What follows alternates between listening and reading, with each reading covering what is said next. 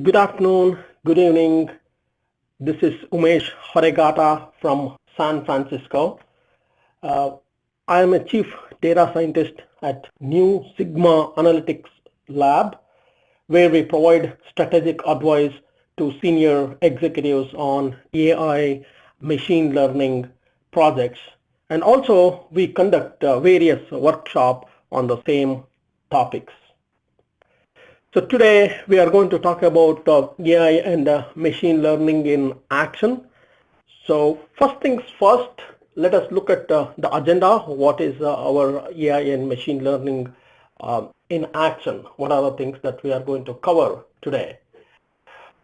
So, AI machine learning is a hot topic today. People are all talk about what is AI and machine learning.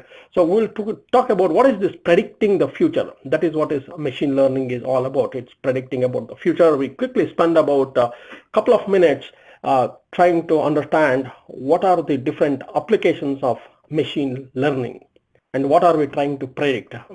What are the areas where we can adopt machine learning. And then we take an example of one of the algorithms, and in depth we try to cover the application of machine learning.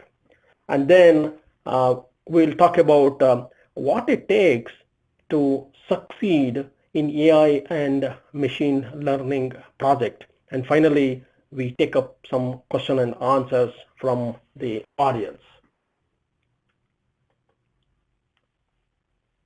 So what is, whenever we talk about machine learning, it's all about prediction. Okay. So what are some of the applications? What are the various predictions we can apply? Whether it is in online shopping, for example, or detecting fraud, or in healthcare, or it can be in education, or it can be in e-commerce. So you can pretty much apply your machine learning in various different sectors. It can be in telecommunications. It can be in your healthcare, for example, trying to understand the pharmacy data or clinical data. So when it comes to the e-commerce industry, it could be a recommendation system, which books a customer can buy based on his choice of the books that he is trying to buy. It can be recommend certain products based on the historical data, what other customers have already purchased in the past based on certain characteristics of the customer. So similarly in the education, you can try to find out what are the students you can predict they will enroll to your university.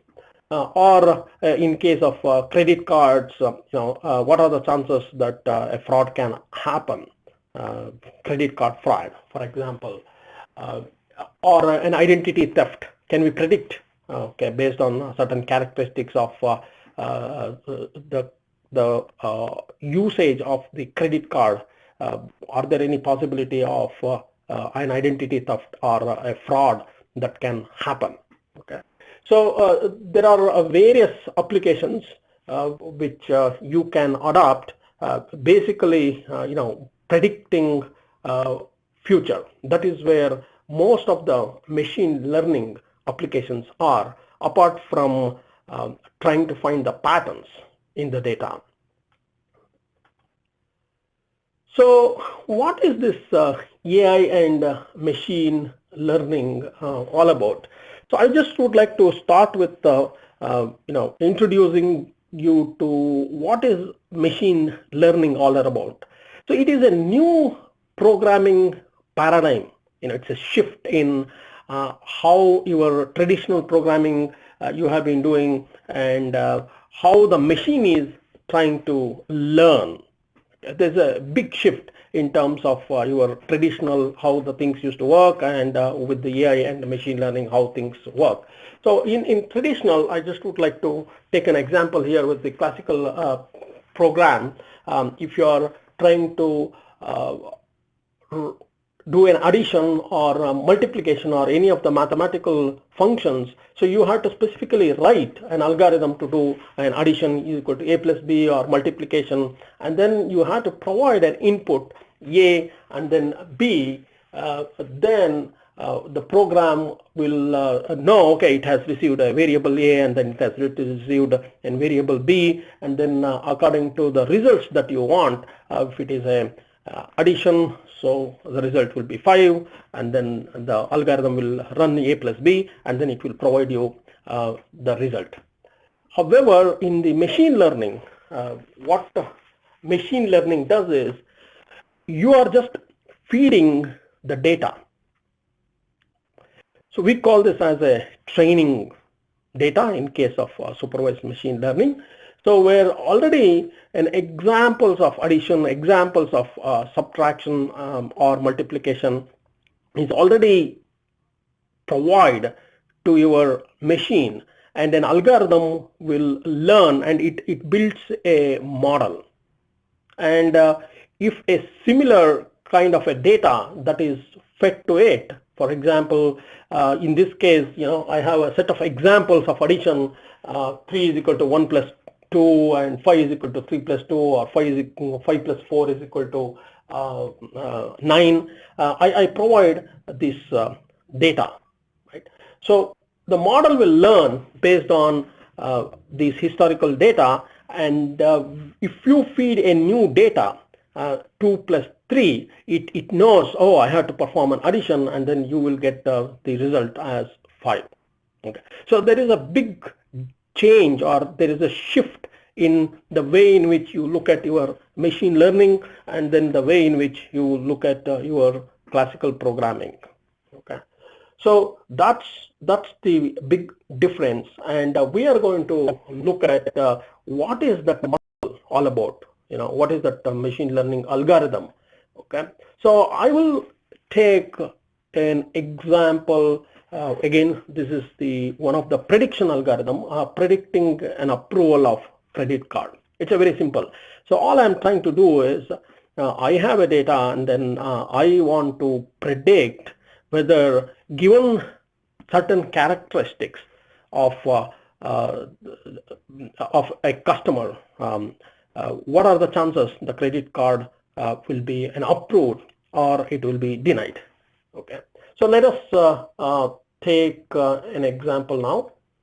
So this is again, before I get into it, machine learning, I will not go in detail. Most of you already may know there is something called supervised machine learning and unsupervised machine learning.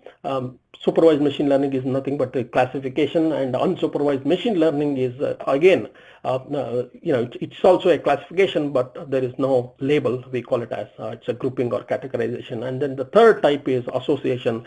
That's the patterns, and then what is the association in the data. So we'll not cover in detail. However, we will try to address the first one, that is the supervised machine learning. How exactly supervised machine learning works. So this is your data. So it's a credit card, as I said, the credit card approval, whether it is credit card is going to be approved or denied. So you have a data. You have, in this case, I have taken a very simple sample. So where the first variable is purchase frequency, how often customer is purchasing, the groceries or whatever it is. So his purchasing frequency. The second is credit rating. Where does he stand in terms of credit rating? And then age. Third variable is age. And then this is already collected by the bank, and then they have a class label. Already there is a S, that is approved, and no means denied. Okay, so if you look at, okay, I'm not going to apply any machine learning or any techniques, right? So if you just look at yes and no, so there are 6 yes and there are 8 no's. So if you are given a new set of data, and you can say, hey, based on my existing data, so there is a 42% of approval, credit card can be approved for a given customer. On 58% it will be denied. It is based on just simple yes and no, right? So I am not including any of the variables here. Okay, so now this is not a very good accuracy or very efficient method, because I am not I do not know what are the influence of other variables. So how do I improve the accuracy now? I'm going to use this term as accuracy going forward. So how can I improve the accuracy? So there are other parameters that are influencing these yes and no decisions. Okay. So we do not know which of those parameters, and let us try to include one parameter and see how an accuracy is improved. Okay. So we create, we are going to add a feature to the algorithm right now. Okay. So again, this is not the traditional programming. As I said, all I am doing is feeding this data, which already has the label category yes or no. Already I have the label, and I am feeding all the other three parameters. So machine is going to learn, and what we are trying to do is the algorithm to build the model. So when I add a new feature, I'm going to create what I call as a frequency table. I'm going to create a frequency table, and I look at each of the variable in detail. For example, the purchase history, there are three categories in that: low, medium, and high. And if you look at S, there are low, 2 S, and 2 no, right? So 50-50% chances. So that's not good. Similarly, if it is medium, no is higher, and similarly, if it is high, S is higher. Okay. So similarly, if you look at age, there is a less than 35 and 35 to 40, and then greater than 40. So if you look at it between 35 and 40, S chances are high. And similarly, if you look at the credit card rating, if someone is fair, he need not have to be excellent. Excellent, it says no, right? It is very contradictory to what we think. So now, how are we going to add one of these variables and try to predict or improve our accuracy? Let's see how to do that. Okay. So I'm going to take only one variable. So I call this as a one variable classifier. So if I look at the credit rating, so if I take this 4 and fair, okay, and excellent. So if credit rating is okay, approval is no, and if credit rating is fair, approval is yes, and if credit rating is excellent, approval is no. Right? Simple one variable. And if you look at it, it has increased. Your no percentage has increased from 58% to 67%, and yes has actually decreased to 33%. Okay, so there is a dramatic change in the accuracy. So I am just adding only one such variable, and I'm just you can see how your accuracy has improved. Still, it is not good. I would like to have a 98% or 99% of accuracy. With confidence, I can say, hey, this is the credit rating of the credit card approval of this particular customer is 98% chances that it will be approved or it will be denied. So what do we do next? How can we improve this further? Okay, so at the bottom, I have done what we call it as a confusion matrix, which is we use to measure the accuracy of these supervised machine learning, particularly in case of classification. So there are a couple of measures we use, what we call it as sensitivity, and there is something called specificity, and I have given the equation for that. Whenever you get a chance, you can look at those things in detail. So it is more, we call it as a truth table. You can look at that later. So this is, if you look at it, the accuracy is also improved to 64% overall. accuracy. Okay. So now, how can we further improve the accuracy by including all the other variables? The previous one variable classifier, I have included only one variable, and I just showed you how one variable can have an influence on the accuracy. So there are several algorithms. So for the supervised machine learning, I am going to just discuss about Bayes, Naïve Bayes algorithm, because this is one of the popular algorithm that is being used, and it gives very good accuracy for a certain set of data, and it is based on our popular Bayes theorem. So what does it say? So Bayes theorem, you may have already studied in your college. It's given x and y are the random variable. Basically, it's a conditional probability will on a particular value that the outcome for another random variable is known. So what does it mean? P, I want to calculate the conditional probability of P, y is equal to y given x is equal to x. So if I have a class yes or no, what is the probability that my S is given my variable x1 given my variable x2, x3, x4, etc. So that is what we are going to apply the Bayes theorem to our classifier and see how we can improve the results further. Okay, and then how exactly we predict the outcome.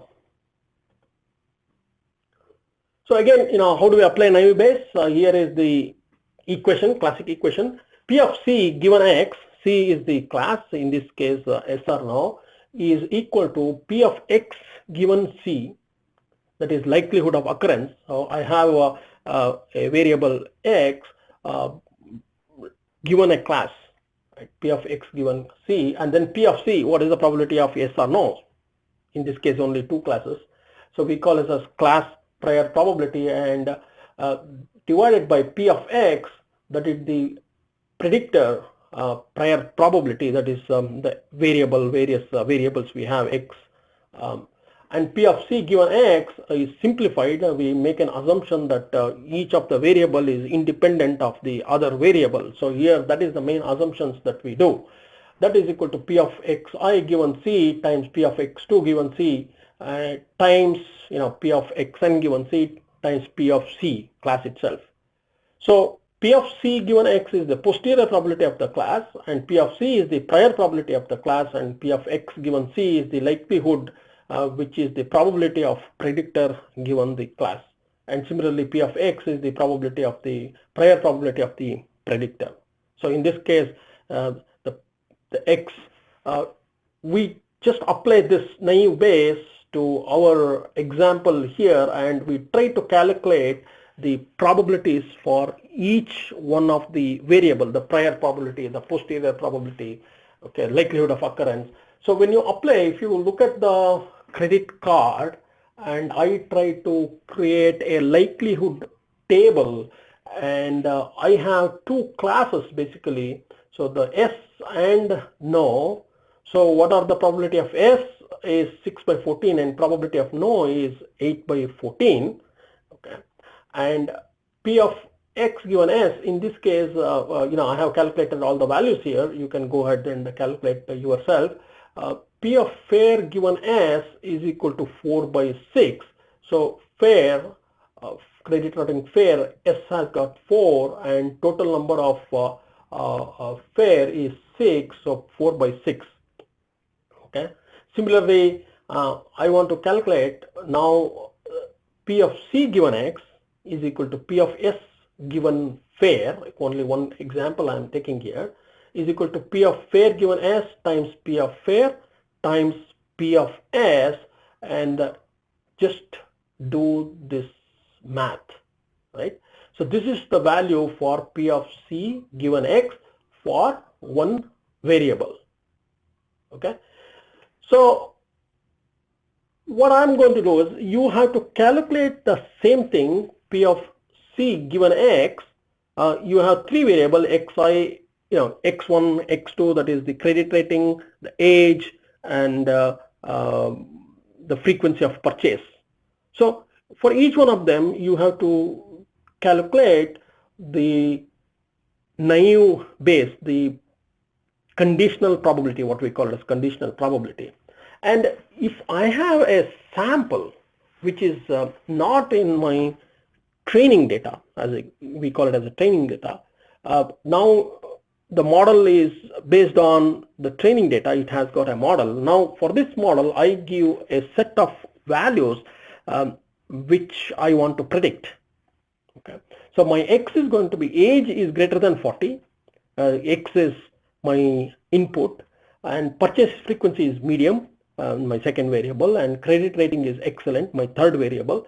So I would like to calculate, given these characteristics for an X, in this, let us say it's a customer, okay, age is greater than 40, and then purchase frequency is medium, credit rating is excellent, and how do we say whether the credit card will be approved or it will be denied?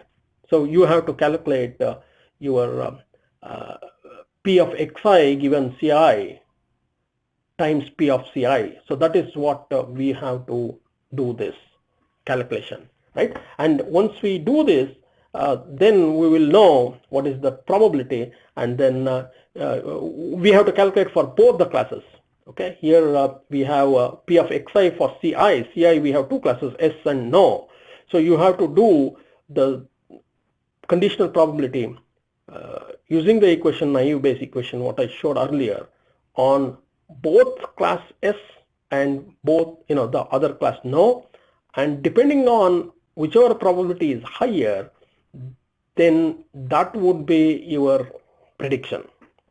Okay, so I have done the calculation here. Let me walk you through quickly. As I said, P of age greater than 40, so approval S, and then you have a approval is equal to no. I have calculated here.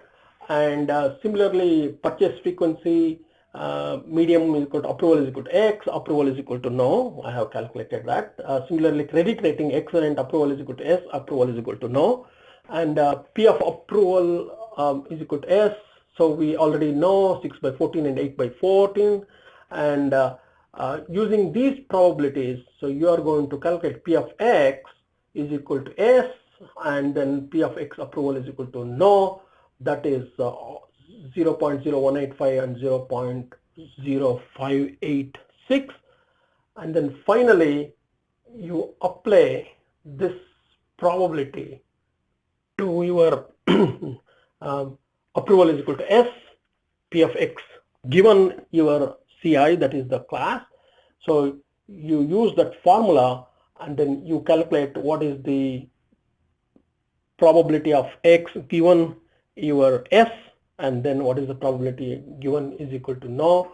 And then if you look at the probability for no is higher, P of 0.03346. So based on your naive Bayes, so the prediction is no.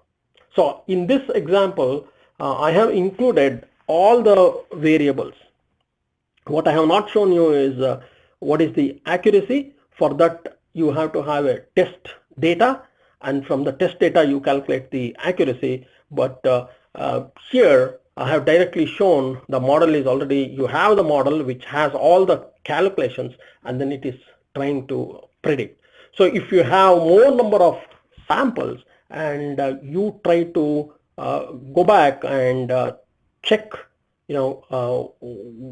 from the actual data, from the actual results, whether it is no or yes, and then based on that you can calculate the accuracy. So in this case, I have not shown you that specific calculating the accuracy, but this is how the naive Bayes works. Okay, one example of naive Bayes algorithm. Similarly, you have many other algorithms, decision tree. In decision tree, it is slightly different. It is based on the tree structure. It splits based on the variables and how the split happens, how exactly it goes, traverses through the tree. That is the decision tree algorithm. So now I just would like to take an answer from the audience. Okay, what are the different applications of machine learning? I would like to hear from the audience. I'll just give you about 10-15 seconds. So just to recap your understanding of machine learning, and if any of the applications here you think is a machine learning application, I would like to get some feedback, and then we can go to the next part of our discussion. So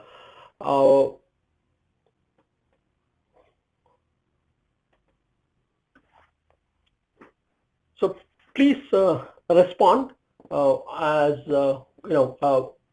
for example, automatic credit card approval of new applicants, as we already discussed that, self-driven car, identifying market segments for a new product, clustering CNN news into different categories. So actually, all of them are machine learning applications. So even clustering, which we did not cover in this particular one, clustering is another type of machine learning where there are no labels for your data, whereas in supervised machine learning, so you have labels. So already it is already categorized, and it is kind of made easy for you to make certain decisions. Whereas in clustering, instead of two groups, if you take yes and no, so based on the data, it may have 3 groups, it may have 4 groups. Then you have to go back and analyze. That is one of the disadvantage of using the clustering methods. So you have to go back to 4 groups, and you may say it may not be 4 groups, it may be only 3 groups. So it may be 2 groups. So that's the difference between the two. Otherwise, all of them are machine learning algorithms. Okay. So now we discussed about what is machine learning, how it is different from machine learning, the traditional classical programming, and how to go about building a model. And one of the algorithm we discussed, how to build a model using Naïve Bayes algorithm. So we'll look at a little bit different now. We will look at what are the components of making these AI projects success. Okay.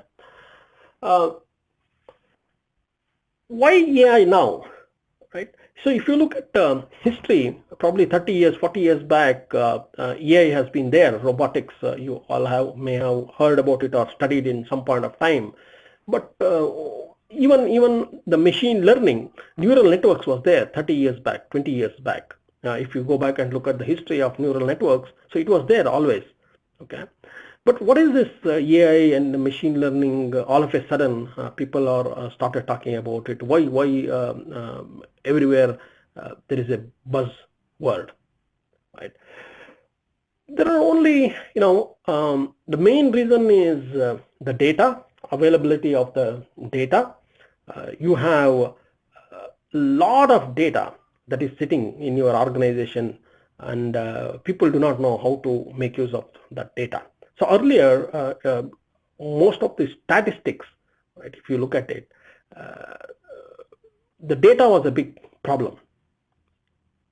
Okay. So today, data is not a problem because of internet and other technologies that are available for us. Data is not a problem. And also, there is a lot of advancement in computational power, what we have today. Okay. So computing has made easy, and it is very powerful. So you have look at your RAM size, right? Or now how many core processors that are available on your simple laptop. Okay, and also the graphical user interface GPUs that are available on your system.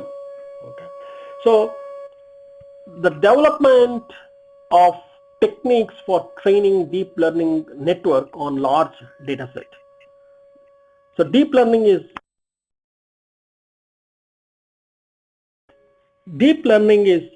another area which is gaining popularity. So which is nothing but multi-neural network, basically multi-layered neural network. And to process this, so you have very powerful computation that is available today, which was not available earlier. So that is these are the two main reasons that I can think of. Why you have AI and machine learning you are hearing everywhere.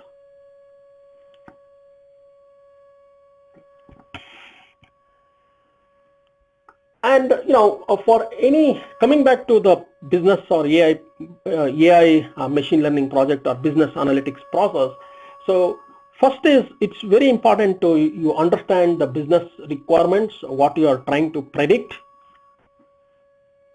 Then you have to have the data that is available for you. So once you have the data, once you know what is your business requirement, and accordingly you have to find out whether you have enough data or the data what you have is actually meeting the business requirements. And then what we call it as science, right? So in science you have to experiment. So in case of your data science, so the experiment is on your data. So if you look at your physics or biology or chemistry, where you did a lot of experiments, where you added two different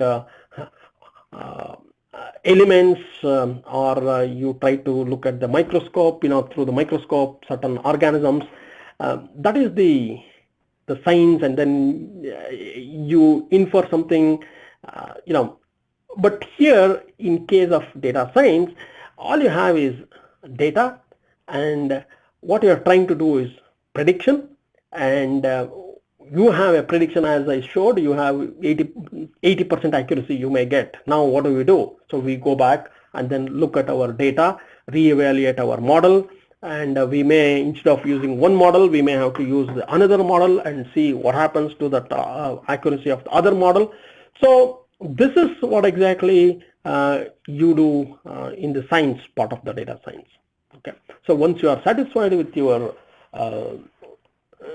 the accuracy, and once it meets your business requirement, so you try to deploy. This is overall framework of your machine learning project.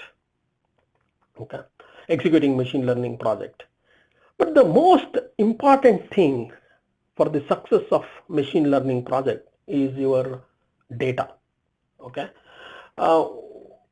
unless you have good data, you will not be able to come up with a very good model to predict. So the past experience is very important. Machine learning is all about learning from the past, that is the historical data that you have, and without your past experience, without having a data of your past experience, so how can you predict the future? Okay, so that's why it is very important to have a very good data, and from the historical data you can also find a lot of other information, or we call it as hidden patterns. Okay, so you can find association you can find the structure, whether it is properly having a seasonal pattern or seasonal structure, for example, and how similar the two records are. Okay, we call it a similarity or dissimilarity.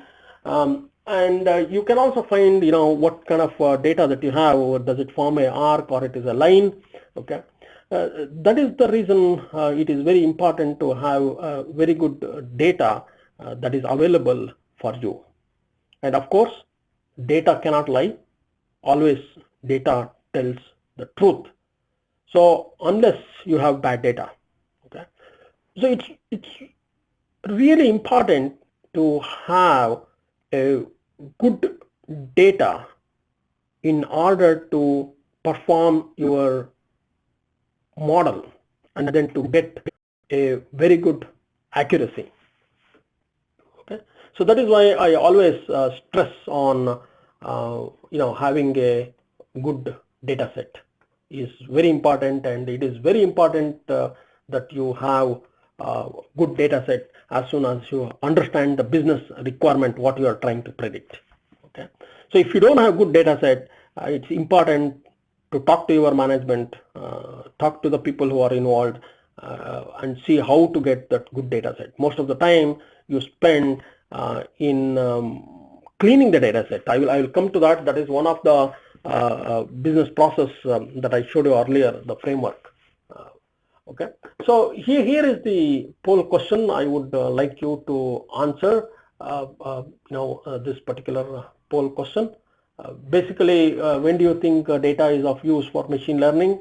Only when it is completely clean. Even junk data is fine. When it is 50% clean, when data does not contain any pattern. I already gave an answer for this, so you go ahead and answer. And I can't stress why data is important. I can talk about data forever. So just to emphasize on the success of AI project, is one is, you have to understand what is required by the business. Okay, what are they trying to predict? What is that they are expecting from you? Okay, once you understand that, again, having a clean data is very important. Now data may be spread out across different geographical locations or across different places, different database, wherever it is. But how would you know the data that you have will solve your business problem? That is another critical information that you have to identify. So if you find out, okay, they are asking you to predict, for example, let's say, network. Let's take an example of traffic that is coming to my internal network, and I would like to know what are the chances that my network will be attacked or hacked. Okay, so now if I don't have information about the IP address, let's take an example of a host or IP address where the traffic is coming to my network. And if I have all other information like what time, what is the time, which URL people are coming to, many other information, with the which server, which page people go to, I may have all those information, but if I don't have the host, where is this host, who is actually coming to my network, or IP address of the person who is coming to my network, I will not be able to do anything with that data. So it's very important that you identify a very early stage why it is so important for you to have the data which meets your business requirements, right? So once you have the business requirements, once you understand, once you have the data, then you have to have the right resources. It could be data scientists, it could be data engineers, that is something you have to identify. Okay, so then again, what is the role of data scientist? What is the role of data engineer? Whether you need a data scientist, whether you need a data engineer. These are some of the things that you have to clarify and make sure your role is very clear. And if you are a data scientist, what is that you are expected to do? Are you going to sit and code and do the cleaning of the data? Is that what is your job, or you need a help from a data engineer who will help you to get the data and do the cleaning, right? So as a data scientist, you should be spending more time on building the model and see what is the accuracy, how to go back and fix the accuracy, which algorithm to use. So these are some of the things that you should be doing. What is the latest algorithm available in the industry? So those are some of the things that as a data scientist you should be focusing, and then where to get the data, how to clean the data, right? So that is not something you should be focusing on, but depending on the organization, what they understand by data scientist, you have to clarify that and make sure that you have right resources with you to perform this particular project. Again, reviews. So it's very important that you participate in project reviews. Maybe your machine learning project may be part of the bigger picture, but you should also be part of that bigger picture and also update the status once in a week or once in 15 days, whatever the frequency of your project meetings are. The reason is, machine learning projects sometimes can take a longer time, but results may not be as expected by the management. So they may be expecting, hey, 15 days, they will say, oh, there is a programming done. This web, we are developing a web applications, or we are developing a network protocol. This protocol we have already developed, and next phase is going to be testing and then deploying. It's already well defined. Whereas in case of your machine learning projects, it's very hard to define the task. Though you have said, oh, I'm going to do data cleaning, I'm going to build a model, I'm going to test, improve the accuracy, but you never know which stage you will be get stuck. So maybe you thought that this algorithm will work and give you results, and you just end up having a very bad the accuracy. And then what do you do? Again, you have to go back and re-look at your algorithm, and then again you have to start from scratch. Okay. So however, if this is not updated to the management, so they may think the other way. Oh, they think, oh, we have spent about 1 month and we don't see any results. These data scientists are useless, or machine learning doesn't work. Okay. So that is the reason you have to have these reviews. So you have to have proper project management updates. And finally, our experience is reporting to the decision maker is always the best, because you will be communicating directly and trying to understand what is expected, and also what is your progress. And many of the times while you are exploring your data, you may find something different, right? You may find some hidden patterns which you have not looked at before, or even the organization may not have looked at that before. So it's if you are able to communicate with the decision maker, then he may appreciate your work, and maybe the new pattern that you have found may add business value, and probably he will tell you to continue more on what you have found in the data. That could change the whole path of your project. Okay, so that is our experience. And also, as I said, scientists should be given a free hand in research and explore innovation. This is a part of that is why it is called as a data scientist. The data scientist science part of it comes. So scientists should be given a free hand, according to me. Okay, and finally, we have these various tools and techniques. A lot of people ask me, what are the tools how do we implement, do you have to know coding? So this is an important part of the data scientist, right? Do you need to know Python programming, right? C programming. So what are these, how do we implement this? Okay, so there are n number of tools are available, and all of them have already implemented these algorithms which we talked about it. Okay, so you don't have to build the algorithm. So building an algorithm probably needs a more programming skills than using an algorithm. Already there is a library, right? So if you are a Python programmer, all you have to do is you have to call the scikit-learn, that is one of the popular library. All you have to do is call Naïve Bayes and then send some parameters to that function.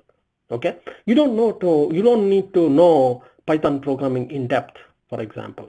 Okay, so it is another tool probably that involves some amount of programming knowledge, but you don't have to be expert in Python. So if you look at that MS Power BI and Tableau, they are all data visualization tools, and it's just a drag and drop, just like using Microsoft Excel. Similarly, Python R, these are all the tools that involves little bit programming, but it's not a great amount of coding knowledge is not required. Again, pandas and numpy are for data reading and data handling. They are incredibly simple, and it is very easy to learn and also to know. sklearn for feature selection and model. So the another popular one right now, there is something called TensorFlow. TensorFlow is by Google, and TensorFlow is becoming very popular, particularly in developing deep neural network models. Okay. But again, if you don't want to use TensorFlow, there is something called Keras. Keras underneath uses the TensorFlow, but Keras hides many of the details that are required to know from the TensorFlow perspective. So it is more a wrapper. Okay. So I always prefer to use Keras, given that you have a TensorFlow, right?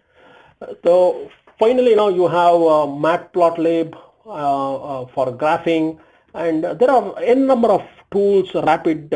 RapidMiner, or even SAS has several tools. So they are all tools. So what is important for you is to understand the algorithms, which algorithm to use, when, and how to apply these algorithms. A lot of things are there. What I covered today is very, very basics. So if you would like to learn more about it, I also have authored a book which I explain. It's called Business Analytics Using R, which is also published in Chinese language very recently. I have given all the details, and also we conduct workshops on this. And if you would like to go